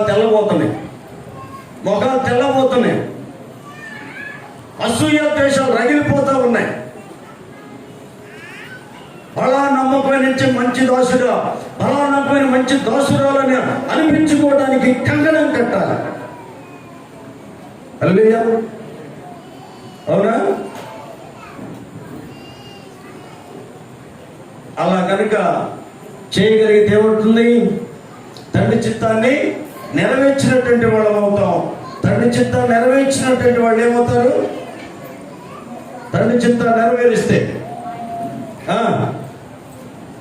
ప్రభువు అని పిలిచే ప్రతివాడు పరలోక రాజ్యంలో చేరడు, కానీ నా తండ్రి చిత్తాన్ని నెరవేర్చేవాడే పరలోకంలో ప్రవేశించును. హల్లెలూయా. తండ్రి చిత్తాన్ని నెరవేరిస్తే పరలోకానికి వెళ్తాం. ఆదివారం మందిరానికి వచ్చినంత మాత్రం పరలోకానికి వెళ్ళాం. బాప్తిసం తీసుకున్నంత మాత్రం పరలోకానికి వెళ్ళాం. తండ్రి చిత్తాన్ని నెరవేర్చాలి. అప్పుడు ఏమంటారు? యేసయ్య దగ్గర అప్పుడు ఏమంటారంట? అబ్బో, నేను అద్భుత కార్యాలు చేశాను, ఎన్నెన్నో కార్యాలు చేశాను, పేరు దెయ్యాలను నిలబెట్టాను, ఎన్నెన్నో చెప్తారు. స్వస్థతలు చేశాను, అది ఇది చేశాను. స్వస్థత వరము కలిగిన దైవజనులు, దయ్యాలను వెళ్ళగొట్టే దైవజనులు, పడేసే దైవజనులు, ఇట్లాంటి పేర్లు పెట్టుకొని చేస్తూ ఉంటారు. అప్పుడు ఏమంటాడు ఏసయ్యా? ఏమంటాడు? నిన్ను ఎరగను పోని బయటికి నెట్టేస్తాడ. జాగ్రత్తగా గమనించాడు. మనం తండ్రి చిత్తాన్ని నెరవేరిస్తే పరలోకానికి వెళ్తాం. అవునా? ఈ లోకంలో డబ్బు సంపాదిస్తే పరలోకానికి వెళ్ళాం. ఏం సంపాదించాలి? ఈ లోకంలో డబ్బుగా సంపాదించాల్సింది పరలోకధనాన్ని సంపాదించమని యేసు చెప్తున్నాడు. కాబట్టి నశించిపోతున్నటువంటి వారిని రక్షణ వారిని నడిపించాలి. యేసు అంటే ఎవరో తెలియనటువంటి వారికి యేసుని గురించి తెలియజేసి అనేక మందిని యేసు వారిని నడిపించాలి. హల్లెలూయా! అలాంటి వారే పరలోక రాజ్యానికి వారసులు అవుతారు. హల్లెలూయా! చూడండి, మీలో ఎంతమంది అదృష్టం కలిగి ఉన్నారో చెప్పండి. ఎంతమందికి అదృష్టం ఉంది చెప్పండి. ఎంతమంది మన యజమానుడికి నమ్మకస్తులని చెప్పండి. ఎంతమంది యజమానుని మిమ్మల్ని నమ్మాడు. మనం నమ్మదగిన వారమే కాదు, నేనైనా మీరైనా నమ్మదగిన వారమే కానే కాదు. ఒప్పుకుంటారా? నమ్మదగిన వారం కానే కాదు. ఆయన నమ్మదగిన వాడు. గుర్తుపెట్టుకోండి, మనం నమ్మదగిన వారం కాకపోయినప్పటికీ కూడా మనం నమ్మి ఇంత గొప్ప పని మనకు అప్పగించాడు. హల్లెలూయా! ఎంత గొప్ప పని! ఎంత గొప్ప పని ఇది! ఒక ఆత్మను రక్షించడానికి ఈ రోజు ఎంత సంతోషం! పరలోకంలో డ్యాన్సుల మీద డ్యాన్సులు వేస్తుంటారు అక్కడ దేవదూతలు. ఏం డ్యాన్సులు అయ్యి? మామూలు డ్యాన్సులు కాదు. ఈ బజార్లో మీరు ఏం వేస్తారు? ఏం డ్యాన్సులు ఏం పెడతారు? ఏంటి పెడతారు? డీజేలు పెట్టి ఎగురుతూ ఉంటారు, తాగి తమ్ముడు. ఈ డీజేలు పరికినవాడ ఆ పరలోకంలో ఉన్నటువంటి ఆనందానికి అంతు లేదు.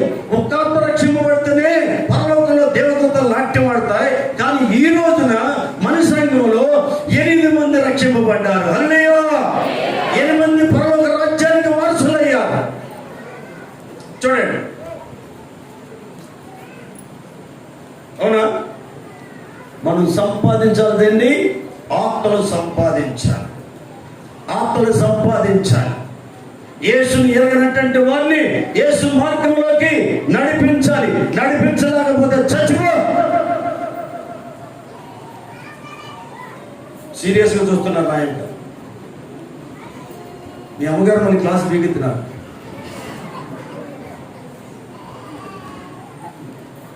అదే పౌలు గారిని గుర్తుపెట్టుకోవాలమ్మా. పౌలు గారిని గుర్తుపెట్టాలి. బతుకుతాయితే క్రీస్తు, చావైతే లాభం. దేవుని కోసం చనిపోతే పరలోక రాజ్యంలో ఉంటాం. దేవుని కోసం దేవుని కోసం ప్రయాసపడకపోతే నరకపాత్రలు అయిపోతాం, పాత్రలు అయిపోతాం. ధనవంతుడు ఏ విధంగా పాత్రలు అయిపోయాడో అదే గతి మనకి పడుతుంది.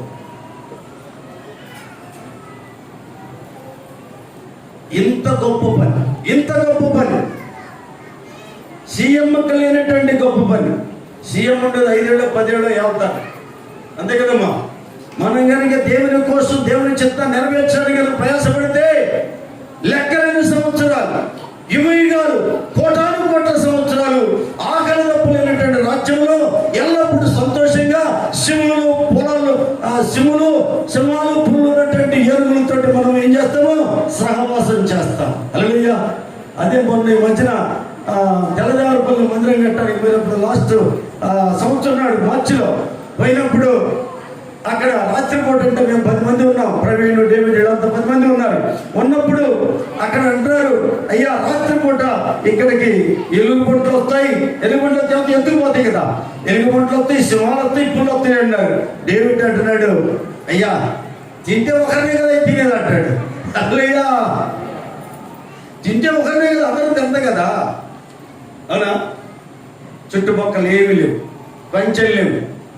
ఆ స్థలంలో కూర్చొని ఉన్నాం. అవునా? దేనికోసం బతకాలి? మనం దేవుని చిత్తాన్ని నెరవేర్చడానికి. యేసయ్య ఎందుకు వచ్చాడు? ఎందుకు చనిపోయాడు? ఎందుకు ఆయన దెబ్బలు తిన్నాడు? ఎందుకు రక్తాన్ని కాచాడు? ఎందుకు కాచాడు?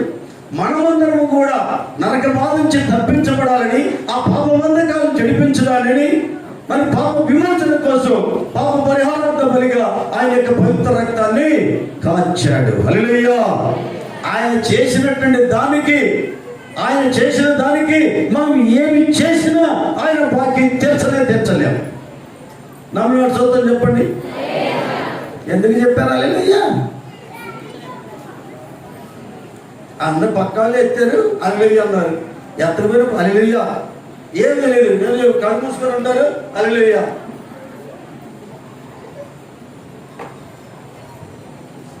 తెలుసుకోవడానికి ప్రయత్నం చేయండి. నేను ఒక్కరి గురించే మాట్లాడు, సంఘం మొత్తంలో ఒక్కరి గురించే మాట్లాడా. ఎందుకు యేసయ్య అన్నాడు, అందరికంటే ఇదిగో ఈ బీద విధవరాలు 2 కాసులు వేసింది, అయినప్పటికీ కూడా అందరికంటే ఈ బీదవరాలు ఎక్కువ వేసింది అన్నాడు. హల్లెలూయా. ఆ జాబితాలో నేనున్నానా? తండ్రిని చిత్తాన్ని నెరవేర్చడానికి, తండ్రికి ఇష్టమైనటువంటి పని, తండ్రిని సంతోషపెట్టే జాబితాలో నేనున్నానా? యేసయ్యని సంతోషపెడుతున్నాడు. ఎల్లప్పుడూ సంతోషంగా రాజ్యానికి మనం వర్షలుగా చేస్తే మనం భూమి మీద జీవించినటువంటి 3 నెలల ముచ్చటికి ఇక్కడ సంతోషంగా ఉండాలా, అక్కడ సంతోషంగా ఉండాలా? అద్భుత అవకాశాన్ని మనకు దేవుడు ఇచ్చాడు. ఈ అవకాశాన్ని జార విడుచుకోకూడదు. బుద్ధి జ్ఞానం ఉన్నటువంటి వాళ్ళు ఎవరు జార విడుచుకోరు. అర్థమవుతుందమ్మా? అర్థమవుతుందా? బుద్ధి జ్ఞానం కనుక ఉన్నటువంటి వాళ్ళు ఈ అద్భుతమైన అవకాశాన్ని ఎవరు జాడ విడుచుకోరు. ఉండేది నేను ఇంకా బతికితే 4 సంవత్సరాలే కదా బతికేది, 4 ఏళ్ళు పోతే 5 ఏళ్ళు పోతాను, తాగురా, తినురా, తొల్లాడురా అని ఈ తాగుబోతు గ్యాంగ్ కొంతమంది చెప్తా ఉంటారు. ఇంకెప్పుడు తాగుతావురా? ఎలాగో పిల్లలు పెళ్లి చేశాం కదరా, ఇంకా నాకేం బాధ ఉందిరా, తాగు, ఎంజాయ్ చేయి, అంతే కదా. ఇలాంటి బ్యాచ్ తయారవుతున్నారు. ఏమైపోతారు? వాళ్ళని దేవుడు దర్శించాలని, వాళ్ళని దేవుడు ఏం చేయాలి? వాళ్ళని దర్శించాలని, వాళ్ళకి పశ్చాత్తాపం కలగాలని మనం ప్రార్థన చేయాలి. పశ్చాత్తాపం కలుగు చేసేది ఎవరు? నువ్వు నేను కాదు, నా యొక్క మాటలతో కాదు, కారణి మాటలతో కాదు, వాక్చాతులతో మాటలతో కాదు. ఎవరు చేస్తారు? దేవుడు చేస్తాడు. ఆ పశ్చాత్తాప ఉదయాన్ని కలుగు చేసేది ఆయనే. హల్లెలూయా. జాగ్రత్త గమనించాలి. ఆ పశ్చాత్తాప ఉదయం కలుగు చేసి దేవుడే కాబట్టి మనం ఏం చేయాలి?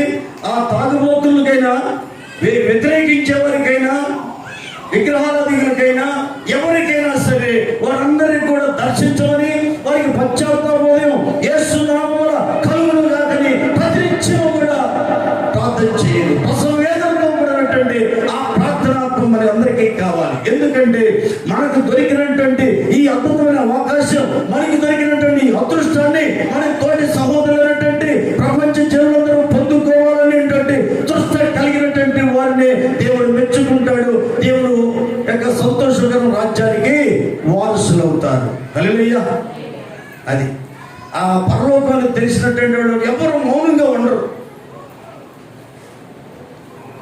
యేసుని గురించి తెలిసినటువంటి వాళ్ళు మౌనంగా ఉండరు. ఏం చేస్తారు? ప్రార్థన చేస్తారు, అనేక మందికి యేసుని గురించి తెలియజేస్తారు. లోక రక్షకుడు పుట్టి ఉన్నాడు, 2021 సంవత్సరాల నాడు ఆయనే ప్రభు అయినటువంటి క్రీస్తు నరక బాధను తప్పించి నిత్య రాజ్యానికి, సంతోష రాజ్యానికి వారసులుగా చేస్తాడని ప్రకటించగలుగుతారు. మనం చనిపోయినా తిరిగి లేపబడతాం.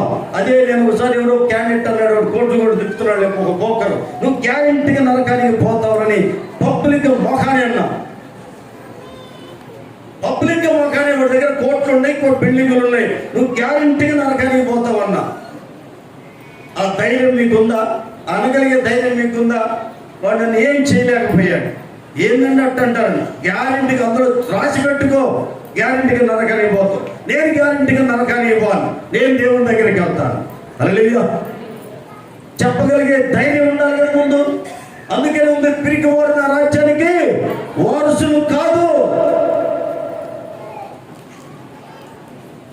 యేసును నమ్ముకున్నామని చెప్తున్నారు, బయటికి పోయి ఎవరికన్నా చెప్పడానికి మేము చర్చికి వెళ్తాం.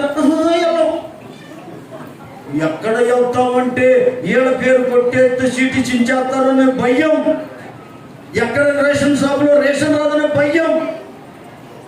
ఎక్కడ వచ్చే డబ్బులు పోతే భయం, ఎక్కడ ఎస్సీ ఎస్టీలో వచ్చి రావడం భయం.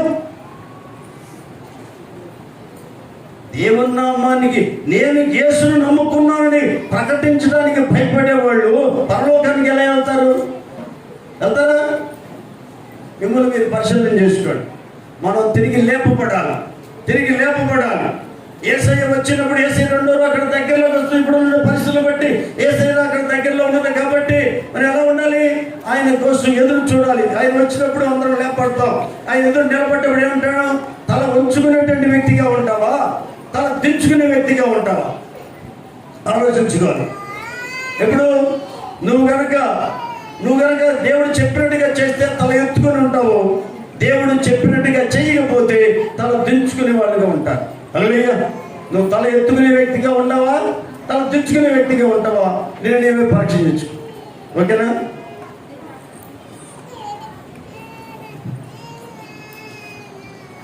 పర్లేదు, ఎంతసేపు చెప్తున్నా రెండు కూడా కాలేదు. నాకైతే నీళ్లు కూడా తీసుకోను. నేను 4 గంటలకు ఎట్నే ఉంటా. వామ్మో. ఓకేనా? అర్థమైన స్తోత్రం చెప్పండి. మరి ఎలా ఉండాలి? మరి ఇందాక నేను ఎవరి గురించి చెప్పాను? బేబీ విధవరాలు. అవునా? అంటే దానికి కంక్లూషన్ ఏం చెప్పాను? ఆత్మల సంపాదన కోసం డబ్బులు కాదు ఇక్కడ కార్యక్రమం. ఏం కావాలి? ఆత్మల సంపాదన. ఆ సామర్థ్యాన్ని ఇచ్చేది ఎవరు? దేవుడే. భాగ్యం సంపాదించే సామర్థ్యం కలుగు చేయవాడు ఆయనే. అదే పరలోక భాగ్యం, పరలోక ధనాన్ని సంపాదించే సామర్థ్యం కలుగు చేసేది ఆయనే. దేవుణ్ణి అడగండి, ప్రభువా నీవైతే ఈ లోక ధనాన్ని కూర్చుకోవద్దు, పరలోక ధనాన్ని కూర్చుకోమన్నావు కాబట్టి ఆ పరలోక ధనాన్ని సంపాదించే సామర్థ్యం దయచేయి ప్రభువా. ఆ పరలోక ధనాన్ని సంపాదించే సామర్థ్యం కనుక నీవు నాకు ఇవ్వకపోతే నన్ను ఈ రోజు తీసుకురా అనే ధైర్యం అనుకుంటా. ఒకసారి ఆలోచించండి. నమ్మాము, బాప్తిసం తీసుకున్నావు అనేది కాదు కావాల్సింది. ఆ సామర్థ్యం నాకు ఈ ప్రభువా, తండ్రి చిత్తాన్ని నెరవేర్చే సామర్థ్యం నాకు. నీవైతే నా కోసం రక్తం కాచి ప్రాణం పెట్టావు, అనేకమైనటువంటి హింసలు పొందావు. కానీ ఇంత గొప్ప అదృష్టం నాకు దొరికితే నేను మౌనంగా ఉండటం ఎంతవరకు సమంజసం? నాకు ఈ జీవితం వద్దు, నాకు ఆ సామర్థ్యాన్ని, ఆత్మల పట్ల భారాన్ని దయచేయి. ఒక చిట్టిపాడ కట్టుకోవడానికి రాత్రి మూలు కష్టపడతారు, కనీసం ఒక ఆత్మ సంపాదించడానికి కష్టపడతారు. ఎవడికో చిట్టిపాటు ఇస్తారు, ₹1,00,000 తీసుకుని ఎవడు కూడా ఇస్తాడు, ₹5 వడ్డీకి ఇస్తారు, వాడు ఎగేసుకుని వెళ్ళిపోతాడు. అయిపోయింది. అంతేనా జరిగేది? ఆత్మలు సంపాదించడానికి ప్రయాసపడండి. మనం పరలోక రాజ్యానికి వారసులం అవుతాం. హల్లెలూయా. ఓకేనా? ప్రభు ఇప్పుడు విన్నటువంటి మాటలు ఈ వాక్య భాగాలన్నీ కూడా మీ హృదయాల్లో విత్తబడి 30 60 100 ఫలించును కాక. ఆమేన్. నవ్వండి. అక్కడ నవ్వు. ఈ మూతి కూడా కలిసి నవ్వండి. అప్పుడు నేను గ్యారెంటీ అనుకుంటా. చిలక నవ్వు నవ్వండి.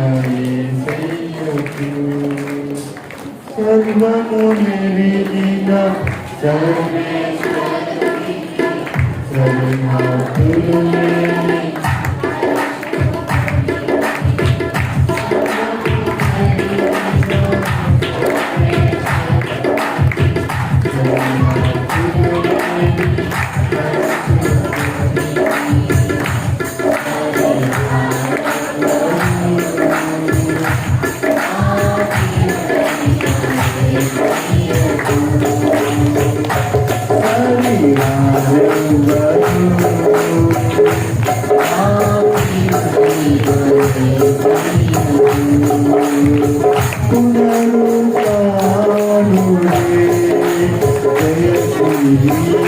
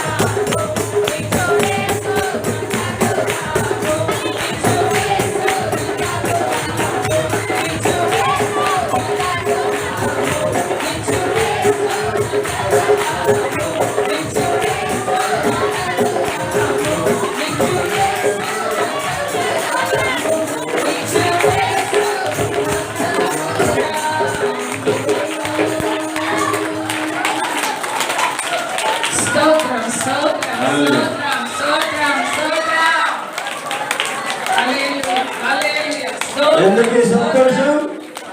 ప్రభు నిజముగా లేచను, మనలో కూడా నిజముగా లేపును. ఆమేన్, ఆమేన్, ఆమేన్. హల్లెలూయా, హల్లెలూయా, హల్లెలూయా. ప్రార్థన చేసుకుందాం. ప్రభువా, పరిశుద్ధుడైనటువంటి మా దేవా, యేసయ్యా నీ పాదాలకు వందనాలు ప్రభువా. ఎంతో మందికి లేనటువంటి గొప్ప రక్షణ ముందుగా మాకు ఇచ్చామనే వందనాలు ప్రభా. మేమేమి చెల్లించినా నీ రుణాన్ని తీర్చుకోలేము ప్రభా. అయ్యా స్తోత్రాలు ప్రభా. ఈ ఆత్మతో మమ్మల్ని నింపిన ఆయన, బలపరిచిన ఆయన, ధైర్యంతో నీకు రాజ్య సువార్తను ప్రకటించడానికి నాయన నీ కృపను మాకు దయచేయి ప్రభా. అనేక మంది రక్షణ నడిపించడానికి, అనేక మందికి ఆశీర్వాదం ఉండటానికి నాయన నీ కృపను మాకు దయచేయి ప్రభా. అయ్యా స్తోత్రాలైన సహాయకుడా, సహాయం చేయమని నీ సన్నిధిని మాకు ఎల్లవేళ తోడుగా వచ్చి నీ నామానికి మహిమ తెచ్చుకోమని, ఘనత తెచ్చుకోమని యేసయ్య నామమున అడుగుచున్నాము తండ్రి. ఆమేన్. ప్రభువైన యేసుక్రీస్తు కృపయు, దేవుని ప్రేమయు, పరిశుద్ధాత్మ యొక్క అన్యోన్య సహవాసమును ఇప్పుడు ఎల్లప్పుడూ కూడిన మనందరికీ సకల పరిశుద్ధులకు తోడైండును గాక. ఆమేన్. అందరికీ వందనాలమ్మా. కూర్చోండి 2 నిమిషాలు.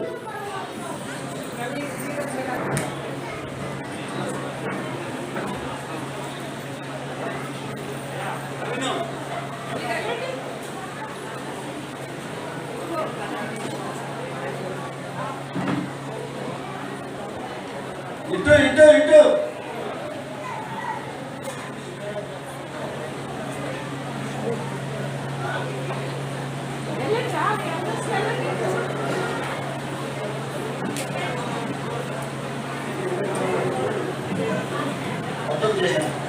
ఈ కరోనాను బట్టి ఇక్కడ భోజనాలు పెట్టలేకపోతున్నాం. అందరూ ప్యాకింగ్ చేసేసామని మీరు ప్యాకెట్ ఇంటికి తీసుకెళ్ళండి. ముందు అక్కడ వాళ్ళ వరకు, ముందు ఆ బ్యాచ్ అండి. ఎందుకంటే అందరితో గేట్ దగ్గర ఇక్కడే ఉంది. గేట్ కాడ మనిషి ఉండండి, ఎవరు ఎంటర్ కాదు.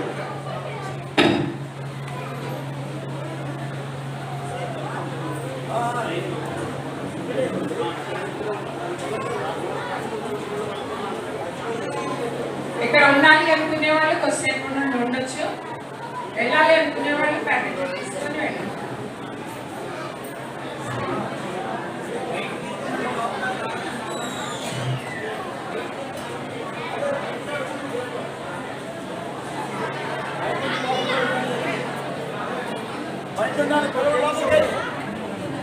బయట